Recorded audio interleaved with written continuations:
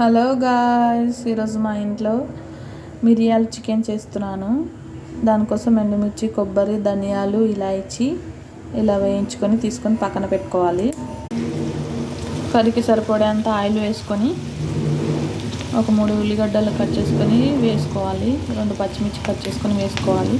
అవి వేగేంత వరకు వేయించుకోవాలి. 1/2 టీ స్పూన్ పసుపు, 1 టేబుల్ స్పూన్ అల్లం వేసుకొని మగ్గించుకోవాలి. ఇందాక మనం వేయించుకున్న మిశ్రమాన్ని మిక్సీ పట్టుకొని ఇలా వేసుకొని కలుపుకోవాలి. ఇలా ఆయిల్ బయటకు వచ్చినాక మనం కడిగి పెట్టుకున్న చికెన్ని వేసుకోవాలి. చికెన్ వేసి కలుపుకొని మూత పెట్టి ఒక 10 నిమిషాలు వదిలేయాలి. రుచికి సరిపడా సాల్ట్, మీకు కావాల్సినంత గ్రేవీ వేసుకొని మంచిగా ఉడికించుకొని స్టవ్ ఆఫ్ చేసుకోవడమే. వాసన అయితే మంచిగా వస్తుంది ఫ్రెండ్స్, ట్రై చేయండి ఒకసారి మిరియాలు చికెన్ కర్రీ.